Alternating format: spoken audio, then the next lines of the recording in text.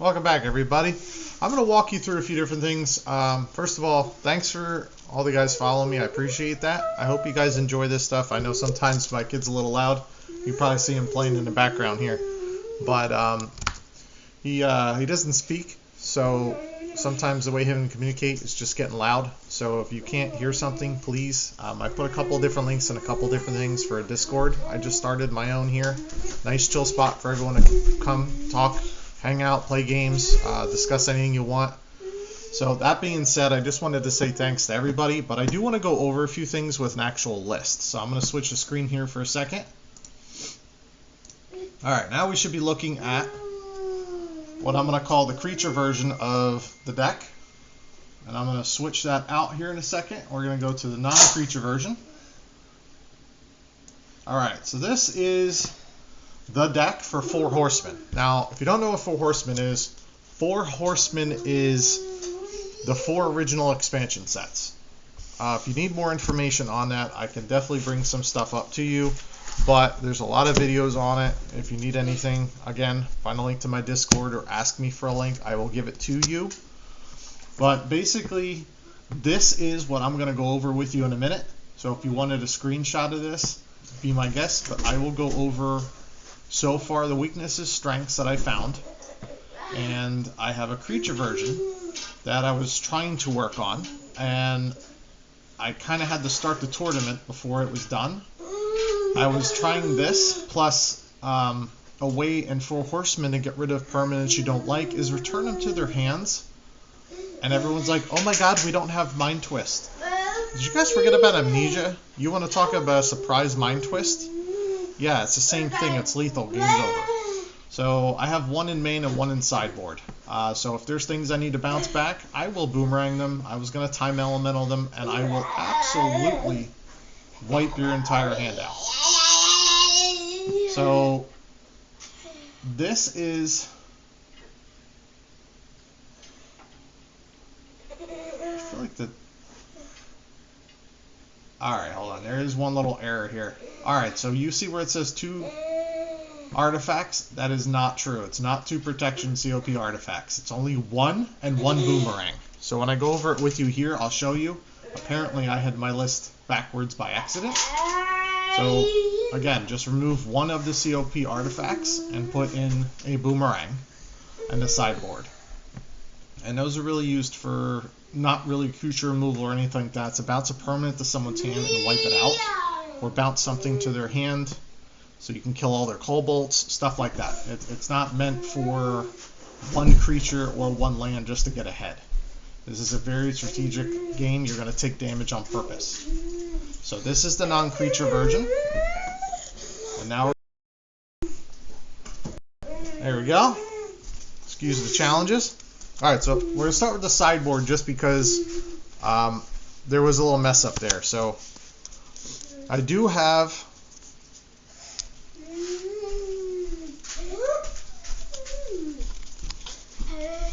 the 2 COPs, but these are not artifact removal. What this is Greater Realm. Let's use the English one here. Greater Realm. It is red or black. Now it is 1 white and 1 colorless. Hey, that's danger. No, thank you. Apparently my son wanted to lift the weights. Anyway, so you put 1 colorless and 1 blue, or 1 white and 1 colorless, and it negates all damage from red and black source. It's the only COP other than artifact that's allowed. Here's the single COP artifact. That's just 2 generic mana, prevents all damage from artifact, because there are decks that are literally just all artifacts. So that's my way around it in case I run into it. Flash Floods. These are like your blue blasts. It's a little different though. It's an instant still for 1 mana, but it's destroy a red permanent or return a mountain to owner's hand. Enchantments on target land are destroyed. Not really going to come in use, but the destroy red permanent is. So yes, this is very, very useful. Here's the other boomerang I was talking about. That's so if I need 3 of them to get around something. Or, what I usually use it for, is protecting my own creatures. There you go. In case you didn't know, that was my son asking to open water. Here's the second Amnesia. This is an amazing card. It says look at target player's hand, discard all non-land cards from that hand. Look at target player's hand. They can't cheat, they can't get around it. It's a wipe. And you might think, oh my god, that's a lot of mana. 6 mana, right? Okay, if you wanted to wipe 5 cards out of someone's hand, how much is it going to cost you? 6 mana. If I wanted to wipe 7 cards out of somebody's hand, how much is that going to cost for Mind Twist? 8 mana. This is 6 mana no matter your hand size. It's deadly. Here's a Felden's Cane for the decks that like to do life gain and make you play 3-hour decks. Please God, don't do those. Here's the 2 Dust to Dusts. I actually never really play these. They're great cards, they're amazing cards, but I like the instances. So we usually play Disenchants and Divine Offerings, right? Not really a Dust to Dust. So in this format, I forgot it was removed from the game. So my last match I'll post eventually here when it's a little further along, but I forgot to remove them from the game until I went to recall, and then because it's a chill environment, we reminded each other, hey, wait a minute, these are actually removed from the game, so I had to remember. Here's a Tormod's Crypt. I should really have 2, but 1 is fine, and this is because there's enchantment issues in this format. I can't return a spell like All Hallows Eve. Unless you have the single counter spell, you can't stop it, right? So how do you stop it? Tormod's Crypt. Wait till right before theirs goes. When they have 1 turn left, play it, wipe their entire graveyard out. These, you might say, hey, okay, these are your Red Elemental Blasts. Now, if any of you guys are familiar with the deck, this is the deck. I'm creating 2 different ways. And the reason I'm creating 2 different ways is because there is no disenchants. There's not a lot of counter spells, so I have to find ways around them. Okay? What's a big problem for the deck? Blood Moon, Energy Flux. Blood Moon, Energy Flux. What else helps you? The Boomerang in the sideboard plus the 2 Boomerangs in main deck. Those help. And what else helps? 1 Amnesia main, 1 Amnesia in the sideboard. That's what I use my sideboard for. That Amnesia is when I have problem children and I need to get rid of stuff in someone's hand. I'll go over the lands because that's really nice and easy. You have a Maze of Ith for creatures, a Factory, and a Strip Mine. You don't have to play a Volcanic Island. You can play a 4th city. But because I'm playing creatureless, I prefer to take less damage as possible. I do play 2 islands. This is just a proxy one for the 4 Horsemen. If you've never seen it, there's an Arabian Nights back on it. It is pretty sweet. I run 3 Cities of Brass for basically just 1 red or at maximum 2 red, because I will take my direct damage spell out. This plus 1 Volcanic Island is enough mana to cast those spells. And the reason is because I also have Fellware Stones. Typically when you're running red or red and blue, you're running a Bloody Flux, like I used to kind of call it, or you're running Blood Moons or Energy Fluxes, but either way, you're going to have the color I need to get rid of it. So here's the 4 Tundras. Here's the 4 Scrublands. Here's the 4 Underground Seas. And here's the 2 Tropical Islands. Okay? That's the mana base. You might think that's a lot of black. Yes, it is, and I'll show you why in a minute. Okay, so we have life issues, right? So how do I gain life? Basically, it's Ivory Tower, which is not really the main life gain. You will think it is, but it is not. Fountain of Youth, I gain a lot more life off than Ivory Tower, because I have to answer things. And I don't have Gemini Tomes and stuff like that in here, so it's hard to draw.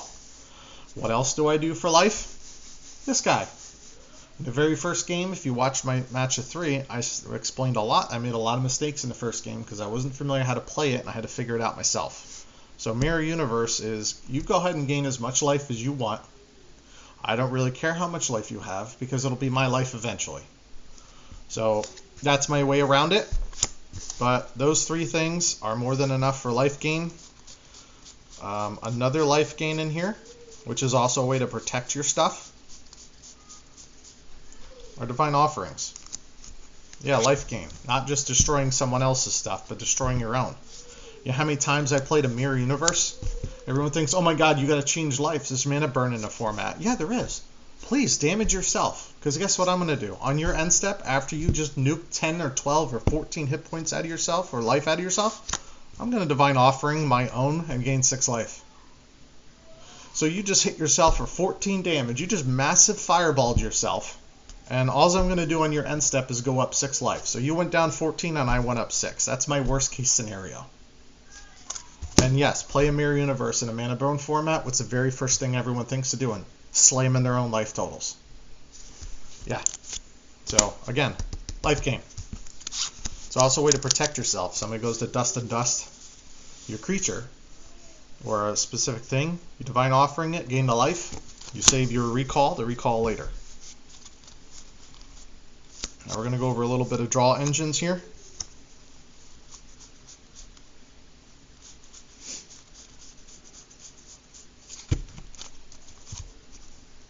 These are the draw engines. Yes, greed. What does greed go hand in hand with? Ivory Tower. And it's really good with Fountain of Youth out at the same time. Okay, so if I pay 6 life, I'm going to gain 3 of it back, most likely. But I also gained another one, so 4. So I draw 3 cards for 2 life. I don't think that's bad at all, do you? No. You just filter everything out. You have 3 lands in your pocket. Take a land. Use the tome. Discard the land. Draw the other one. Play that land. That's 2 lands out. You just filter 2 cards out. It's an easy way to filter stuff out. So that's how I play all those. You already know these. Sure, Pat. No problem, buddy. You want to say hi? Say hi. Okay. So why we turn... Oh, Pat, that's the wrong remote, buddy. Alright. We already talked about amnesia. Yes, I am boomeranging something important back to your hand and wiping you out. How do I do that? A lot of times with mana drain. If not, that's fine. I have plenty of mana. I will hit you and I will wipe your entire hand out. And whatever else I care about on the board. These are also for protecting. Okay.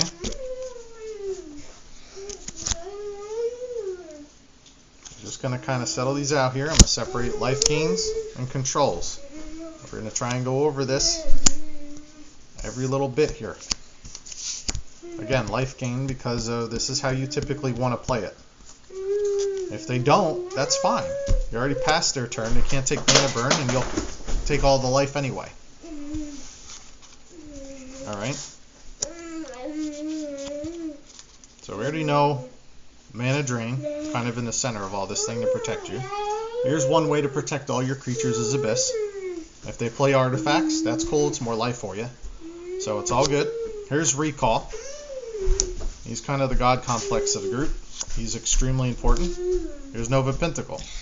What in the world is that? Nova? Okay. Nova Pentacle is 4 and then 3 and tap. Yeah, I know it's tap. I wish it wasn't, but it is. Redirect damage to you from one source to target creature of opponent's choice. What happens when somebody chain lightnings you? Well, you can redirect it. What happens? I don't play creatures. I have 2 of them. Guess where that damage is going to go? Because I guarantee you they're not going to be out. It's going to go to your own creature. So you just chained me. It has to damage me. Redirect damage done to you. What does chain lightning say? Pay 2 mana to send it back, right? Yeah. Okay. Well, it says from one source. Okay, so chain lightning hits me. I can blow up a creature, redirect it to another creature. So now you had chain lightning on me. I redirected it and copied it. Because it says if it successfully is cast, your opponent has a chance to pay 2 red mana. So you do. Now you redirect the damage that's applied to you from the successful casted spell. So basically, if everything is correct. Correct me if it's wrong. But as far as I understand with all the rule reading, this will work. So I basically wipe 2 things out because you chose. Worst case scenario, if you don't copy it, you don't have the double red, whatever. Doesn't matter. They're casting a chain lightning and they're losing their own creature from it. I'm fine with that. That means direct damage spells are not going to hit you. For instance, from one source. Land's Edge, that's a source too. So, easy. There's my pyrotechnics. This is my way of wiping your board out or switching life totals and killing you. And it is a lot more important than you might think. It's a sorcery. It sucks compared to Fireball. Cool. I don't know about you guys, but how many times have I Fireballed over 4? And I can hit 4 creatures at once for 5 mana. How much mana does it take you to hit 4 creatures with Fireball? Well, you gotta pay 3 mana just to redirect the amount of times, right? Pet, can you find the other remote? This is the wrong one. Go find it. That'll help you. So that's how you wipe a board out to take back control. This is like the Wrath of God for Abyss. If they have too many creatures out. This is the wrong one, Pat. Can you go find the remote? Go find it. Good boy. Wipe their board out or wipe them down to 1 creature. Abyss will do the rest of the work. Or wipe them down to 2 creatures and let Nova Pinnacle burn another one out and Abyss will kill the other one. Doesn't really matter how you want to do it. Here's Fellware Stones. Those are basically your moxes. And yes, they're kind of cool because I can Divine Offer them if I need to. Okay, I'm going to keep these to the side right here. How do I remove pesky creatures? Oubliette. It's an enchantment. It exiles the creature until Oubliette's removed. Nobody's going to waste the spell for Oubliette. So, yes, I'm removing one of their annoying creatures. No, it is not going to be a Juzam. No, it's not going to be a Serendib. Here's your 3 counter spells for creatures. Yes, just 3. That's plenty. We're talking about life gain and creature control, right? This is perfect creature control. This is also perfect life gain tool. What else have I done with this? Here's another creature control that goes hand in hand with it. 3 coffins. If you don't know what Taunus's coffin is, if I pronounce that right, God help me, but that'll protect your own creatures. That is really not meant in my deck to control other people's stuff. That is meant to protect my 2 creatures. Yes, 2. I play 2 creatures in this entire deck and their artifacts. In an environment that's full of artifact and creature hate. I still win with them. You have to play smart. Your coffins are to protect your stuff. Your boomerangs. Remember we talked about them? They're to protect your stuff. What's going to protect it from getting dust to dust or removed from the game? These beautiful things right here.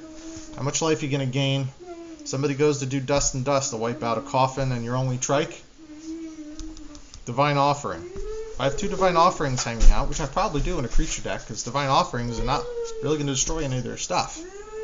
I get 6, and 4 is 10. I gain 10 mana, put it back, and then recall what I need back out, and kill you anyway. Spirit Links are great. Put one of these trikes out. Put a Spirit Link on it. If you don't know what Coffin does, Coffin, you keep the enchantment, and you keep the counters. But it's exiled from play. So on my opponent's end step, I have a Triskelion with 3 counters on it. On the opponent's end step, I coffin the trike. Okay? As long as this isn't removed from the game, you can relic barrier this all you want. The effect still goes off. Yes, that's the rules according to Magic the Gathering. This effect will still go off because it's on the stack. It still exists. Now your trike comes back on your untap phase, right? So untap Coffin. Trike comes in tapped though, right? It's not a big deal because what happens? What does Trike say? When Triskelion comes into play, put 3+1/+1 counters on it. Well, it was just exiled, right? So it just came back into play. But Coffin's rule is all enchantments and tokens or counters have to stay. So now your 3 counter Triskelion is a 6 counter Triskelion. Yeah, so if you want, next turn you're attacking for 7. And don't forget, even if they try and do something, it's life linked. You can attack for 7, hit him for 6, all that life is yours. Yeah, I went from 1 up to 30-something really quick with this guy. You can. And it's hard to destroy them when you got coffins out. Because the only way to do it is if you have 2 coffins out and a Triskelion. I go to coffin on your end step. You have to remove this one. I do this in response and coffin again. You have to remove this one. You have to remove 2 things from the board. When this is end game. This is not early, this is end game. Okay? When your deck has like 20 cards left. That's when you start playing your Triskelions. Otherwise you just sit and smile with it. Unless they are completely controlled. If you took someone's entire hand out with an Amnesia, and you know there's nothing there, and you have a counterspell or a boomerang in your hand, play it out and kill them, because you absolutely will. Worst case scenario, they top deck a Divine Offering. Doesn't matter, it goes in a coffin. You protect it with the other coffin. Or, you don't have it, you boomerang it back to your hand, you hit them for 3, play it again next turn, they're screwed. This is why it's dangerous. That's how you play it. They're not meant for early, they're meant for late. Alright, so now you understand how this functions. Alright, we're going to switch views here quickly. And I'm going to go back to the windowed section. And we're going to talk about the creature version. Okay, now I was trying to figure this out and I ran out of time, as I said before. Alright. So, this is adjusted because I need control. Now, if you notice here, there's not a lot of counterspells. Well, there's not a lot of counterspells in this format. And there's not a lot of control for permanents other than Boomerang. But there are. But they're creature versions. So the deck is the best cards. So sometimes the best cards might be creature controls. So you're looking at my screen here. You're going to see all the lands, which are very similar. I believe it's actually identical. But you have the same land sets. Again, you need a lot of black because you need black for greed. And I needed it for oubliettes and abyss. But you want to make sure that you definitely have the black just for greed. Greed is very important for black. So yes, you'll be running the black just because of the card draw. It is very important. And if you're worried about life, don't forget. You have 4 Spirit Links, 4 Divine Offerings, an Ivory Tower. There's a lot of life gain in here. Okay?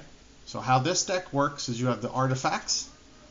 You're going to see the 24 lands and the 4 Fellware Stones. It's 28 mana sources. Pretty much the same exact thing you're going to see here. The only difference is in the land source in this, you're going to see Diamond Valley. That is a major life gain. That takes place of the Fountain of Youth, okay? So how this plays, you look down the artifact list, you'll see there's only 2 coffins. I still have the Mirror Universe. I still have the Tome, I have the Tower. I can always side out the Universe if I have to. But the Universe is meant for people who just decide, you know what, I'm going to burn your entire life total out. Cool, go for it. I'll Divine Offering something so I stay alive, use my Mirror Universe. Either A, you're going to burn your own life down to where I can kill you, or I'll switch with you and you start all over again. And if you're a burn deck, you're not going to have that much burn. Enchantment side, there's your Greed, your 4 Spirit Links, and your Sullivan Library. We don't need Nova Pinnacle, we don't need Abyss because we're playing creatures. Nova isn't going to help you because with creatures, they're going to choose your creatures. Why would they destroy their own if they have a choice? Here's your Amnesia, your Pyrotechnics. I'll explain why Pyrotechnics is in there. It's in there for the same reason, but a little bit more important in this deck. Can't be sided out in this deck. Recall, very important.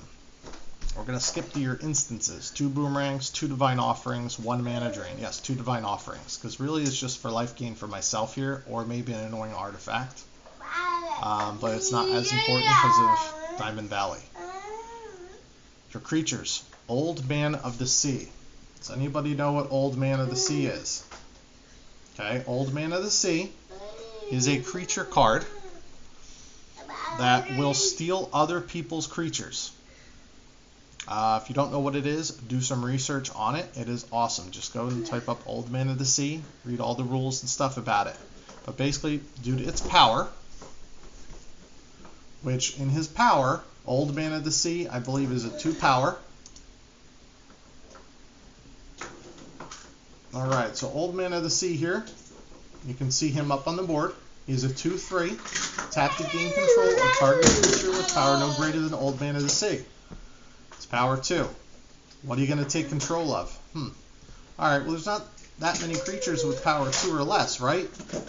Well, that's where you're thinking a little wrong. What's one of the best creature controls out there? Oh, Preacher. What is Preacher always going to get? Their lowest power guy. Well, if you just took the lowest power with Old Man of the Sea, what are they going to give you? The next best thing, right? Exactly. So it's a combination. Or if they play a Preacher, guess what Old Man does? He takes the Preacher. Use their own Preacher to gain the rest of their stuff. See where this is going here? You all know what Serendib Befried is. Now we're loading pictures. About time. But now you know what Serendib Befried is. Yeah, you don't be afraid of Spirit Links because you're playing 4 of your own and a lot of control, so their Spirit Links are not going to affect you. Triskelion, there's your Triskelion Coffin combo for the end game or to wipe some bunch of creatures out.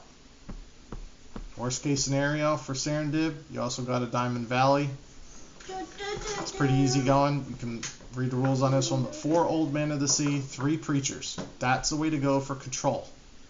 Most decks, you playing anything with Weenie, White Weenie, any of those things, you're going to absolutely annihilate them. You have to have Pyrotechnics in here because this will wipe their creature pace out. So if they get Old Men of the Sea or Preachers or stuff like that on you, what's going to happen? If they have an Old Man of the Sea out, I can't play a Preacher or an Old Man of the Sea because what are they going to do? They're going to take my creatures and then take everything else I play. I'll die. You have to have the deck, and this is the deck. You got to have Pyrotechnics and late game bonuses or Triskelions. Triskelions are basically your pingers, and with Coffin, you almost got a limited pings. So it's almost like a Fireball every 2 turns or a Lightning Bolt every single turn. Think about what you do with a Lightning Bolt every single turn or a big Fireball every other. Think about that. So this is the base setup for this entire thing, and it's a very good mix, but it is creature-based.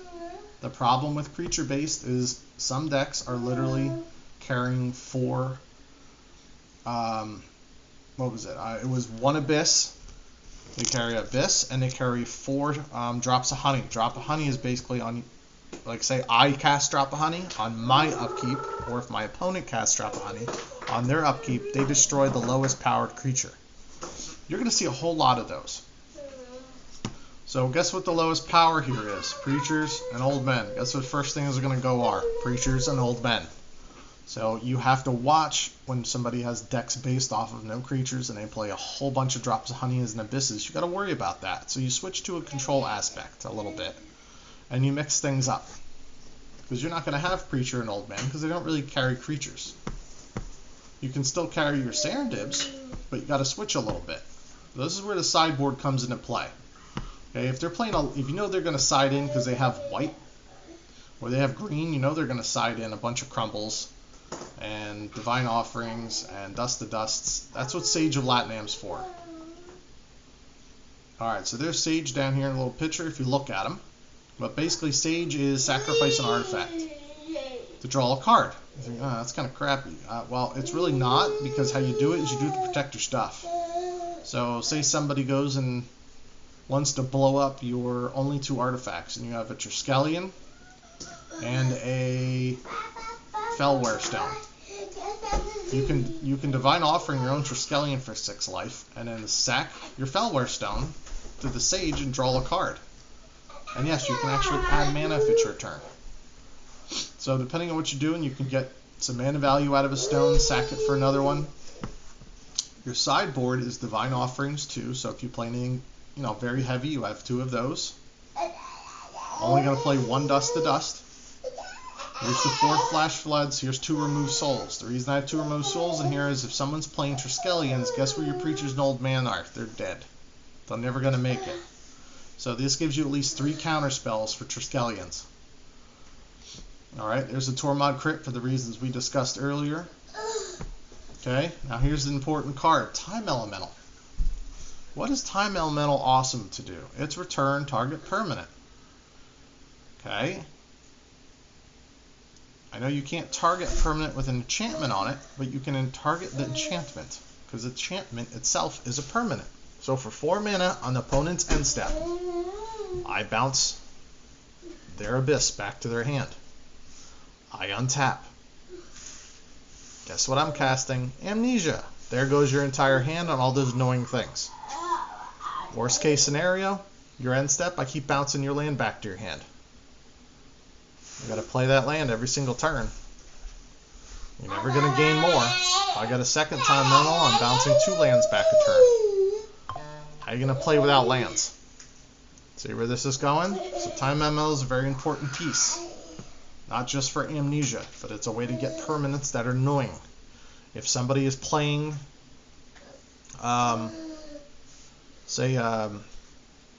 one thing that will hurt this deck is you have 9 artifacts and 2 Triskelions basically. So you have more than just 9 artifacts, but you got the artifact creatures.